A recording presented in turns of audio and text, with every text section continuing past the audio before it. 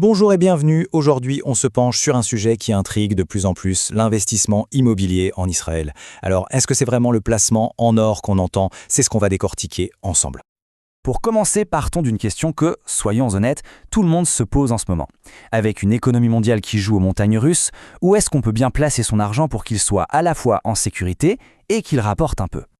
Eh bien, il semblerait qu'une piste sérieuse, une réponse qui gagne en popularité, se trouve du côté d'un marché bien spécifique, celui de l'immobilier en Israël.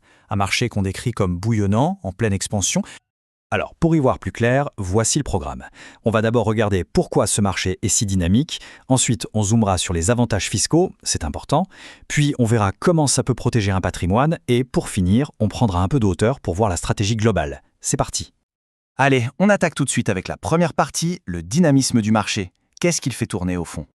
Alors, qu'est-ce qui explique cette solidité? En fait, c'est une sorte de cocktail gagnant. On a une économie qui tourne à plein régime, un secteur tech hyper puissant, la fameuse Silicon Wadi, et puis un cadre légal qui rassure. Mais ce qui nous intéresse vraiment en tant qu'investisseurs, ce sont les deux grands moteurs de rendement. D'un côté, une demande locative très forte, et de l'autre, un vrai potentiel de plus-value. Et ces deux piliers, ils sont vraiment au cœur de la stratégie. D'un côté, la demande locative. La population augmente, les grandes villes comme Tel Aviv ou Jérusalem attirent énormément. Bref, ça veut dire des revenus locatifs stables qui tombent régulièrement. Et de l'autre côté, la plus-value. C'est simple, la tendance historique montre que la valeur des biens immobiliers augmente sur le long terme. L'investissement travaille donc sur deux fronts. Bon, maintenant qu'on a vu la dynamique du marché, passons à un sujet qui intéresse tout le monde, la fiscalité. Comment optimiser tout ça? Clairement, le système fiscal là-bas a été pensé pour attirer les investisseurs. Il y a trois gros avantages à connaître. D'abord, il y a une possibilité d'être exonéré d'impôts sur les revenus locatifs, sous certaines conditions bien sûr. Ensuite, l'impôt sur la plus-value, quand on revend, est réduit. Et enfin, il y a des coups de pouce, des incitations financières, si on se lance dans des rénovations ou si on investit dans certaines zones de développement.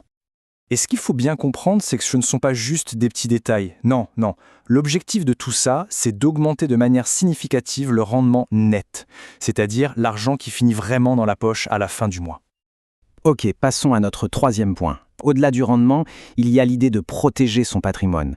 Et là, on va parler de stabilité et de diversification. Un point crucial aujourd'hui, c'est l'inflation, cette fameuse perte de pouvoir d'achat. Eh bien, l'immobilier, c'est un peu un bouclier naturel contre ça. C'est un actif tangible, du réel. Pour faire simple, quand le coût de la vie augmente, la valeur du bien et le montant des loyers ont tendance à suivre le mouvement. Ça permet de préserver la valeur de son capital.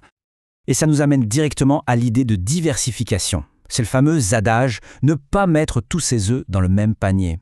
Ajouter une brique d'immobilier israélien dans un portefeuille qui contient déjà des actions, des obligations, ça permet de répartir le risque. Pourquoi? Parce que le marché de l'immobilier ne réagit pas de la même manière, ni au même moment que les marchés financiers. Du coup, ça équilibre l'ensemble. On arrive à notre dernière partie. Maintenant qu'on a toutes les pièces, assemblons le puzzle pour avoir la vue d'ensemble. En quoi est-ce un investissement stratégique? Alors, si on devait résumer les points clés à retenir, ce serait ça. On a un marché stable, un double moteur de rendement avec les loyers et la plus-value, une fiscalité vraiment intéressante, et un double rôle de protection du patrimoine, à la fois contre l'inflation et via la diversification. Au final, tout ça converge vers une idée centrale. Comme le dit la citation, Israël est vraiment une destination attrayante pour ceux qui cherchent à diversifier leur portefeuille d'investissement et à réaliser des rendements intéressants à long terme. On ne parle pas ici d'un coup de poker, mais bien d'une décision réfléchie, une stratégie sur la durée. Et pour conclure, on va laisser une question en suspens. Une question pour tout le monde. Son portefeuille d'investissement est-il vraiment prêt pour l'avenir? Face aux incertitudes économiques, c'est une réflexion essentielle.